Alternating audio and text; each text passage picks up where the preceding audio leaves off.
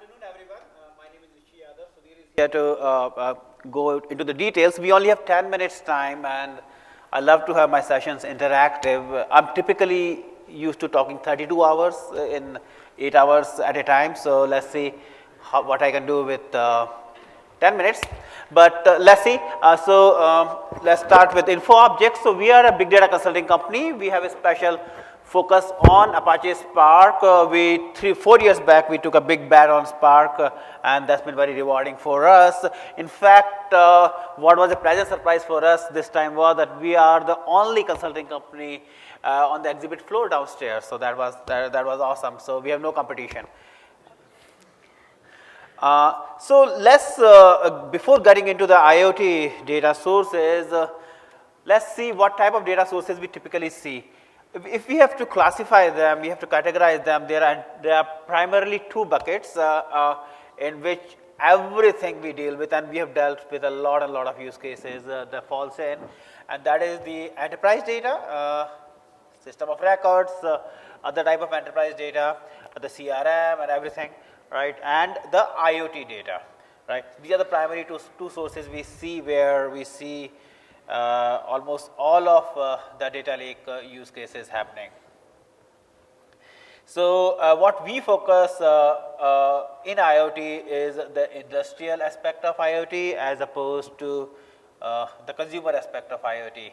So for example, we are not working with companies like Nest to power it, as useful as that feature is, right? But why we are doing it, and why anybody is doing it, and what we are trying to achieve here, right?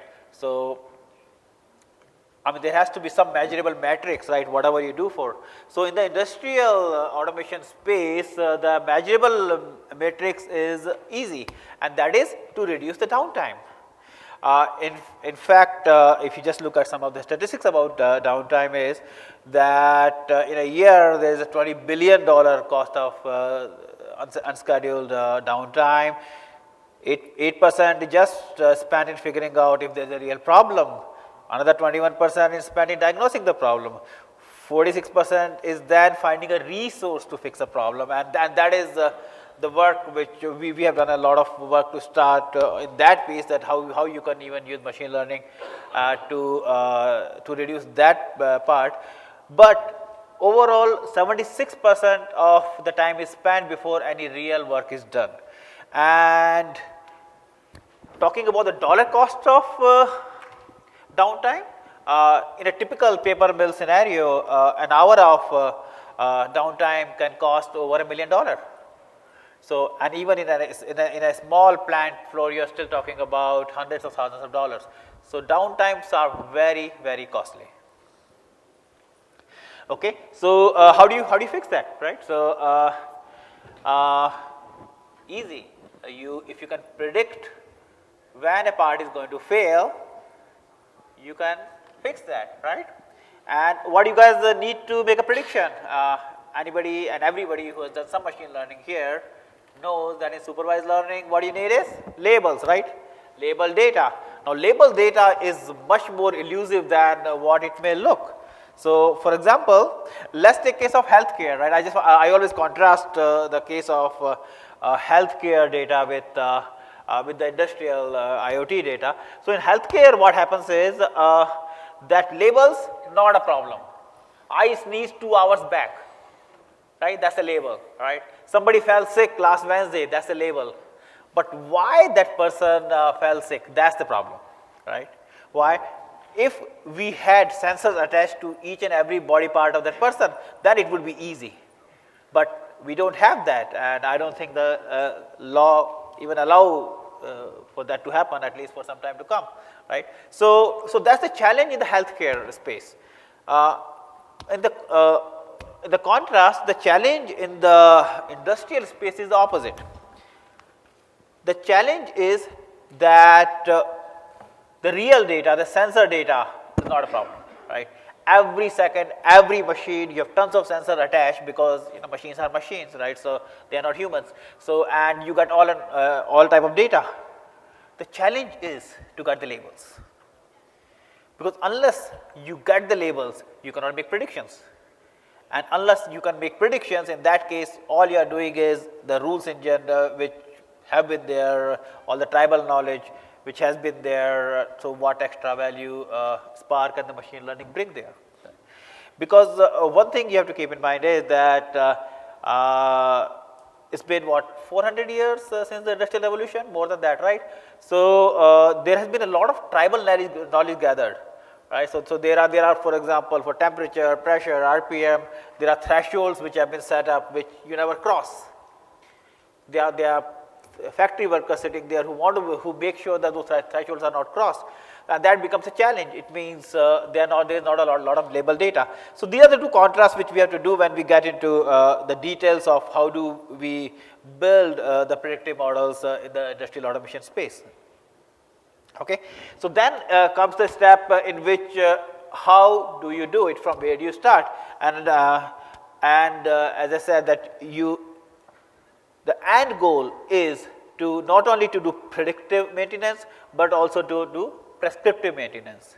Okay. So for example, let's take case of a company which is doing the predictions, right? And if the company knows that this part is going to fail in next 8 hours, they can give a message to the plant floor manager that, you know what, this part is going to fail in next 8 hours. We can say with 95% confidence, and we have a part available which we can ship you. We can send somebody with the part in next 4 hours, or maybe down the line the drones by Amazon. And not only that, because you have been a loyal customer, we can give you a 30% or 40% discount on that part. So you are first saving customer millions and millions of dollars, and at the same time you are also upselling, because that part was, let's say, a competitor's part. Right? So there's unlimited potential there. So you are making customer happy, you are also upselling, you are also selling better services, right? I mean, you can charge customer more, because I mean every customer would love to pay for those kind of services. So that's the end goal, but that's not where you start. You start with what you have at present, and that's the tribal knowledge. So I'll let Sudhir take over here and give an example of that, how he started from the base tribal knowledge based system in which you had to gather data from people, from the engineers, from the customer service experts who were gathering it, and then how he took the baby steps to build the predictive model. So what happens in normal scenario when we get sensor data, right? So, and when we talk about tribal knowledge, what happens, like, so there are a lot of support engineers, a lot of technology experts are there. What they do, they keep looking at bigger screens, right? Keep looking at the sensor data and keep figuring out like what to do, right? So with time they have like say, gathered that kind of knowledge, right? So what we have done, we have come up with a rule engine kind of thing where like say, they can define the rules. What happens, for example, this particular things happens or this particular threshold is reached, right? Something like that. So those things we have gathered and we have converted that to a rule engine kind of thing. So now, like say, coming to the technology choices.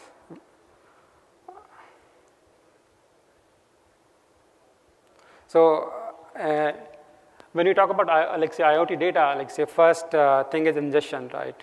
So there are a few choices available. Kafka is one of them, and Kinesis and Event Hub if you are considering public cloud as an option, right? So in our case, we the Kafka was a unanimous decision. So because we have just 2-3 more minutes, I'm just like say going over the slide quickly, right?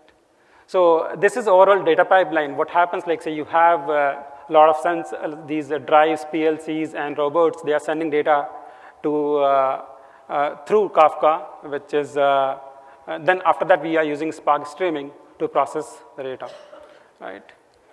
So once the data is with us in the Spark streaming session, right? There are a couple of challenges. One is like say checkpointing in Spark streaming, which was a challenge.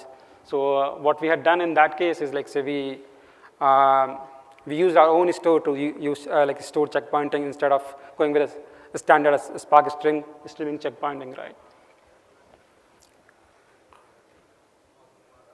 For pipelining purpose, what we did, like this, for example, when you talk about rule engine, all the rule engine data is being stored in some kind of data store.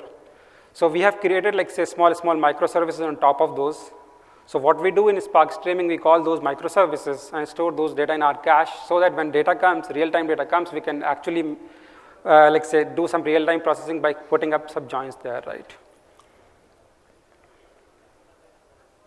So that's all from my side. Yeah, I think I know we are already over time, but not over our time. So any quick questions if anybody has? Especially, I was expecting a lot of questions about the architecture choices because that I mean, we handle that half the time, half the day, every day, dealing with the clients. Any questions? Yeah. Normally, when you are doing this sensor data, you usually have around 4 different types of data sources. One is the plants, you have the plants data, many is the downtime of the plant. The other thing is the operators who operate the plants. Then the third type of data is the products produced by the plants. How defective are the parts, the quality of the products, how defective they are. Then again, the sales of those products. So, you combine all. It's a great question, and the question is that do you really just depend on the sensor data, or you enrich data from other sources? So in fact, when in the initial slide I said that the one source is the IoT data and the other source is the enterprise data. In fact, the actual value comes when you combine the two together, right? So for example, you can combine that with the pricing data, especially for upselling. You can combine that with the skills data to make sure that it gets to the right expert in the minimum amount of time.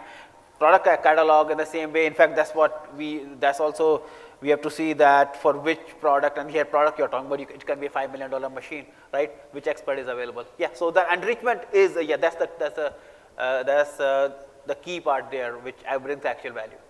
Any other questions? Hey guys, we're going to take questions offline. So maybe you'll be available in the back and Sure. people can come talk to you. Thank you. Thank you. Thank you.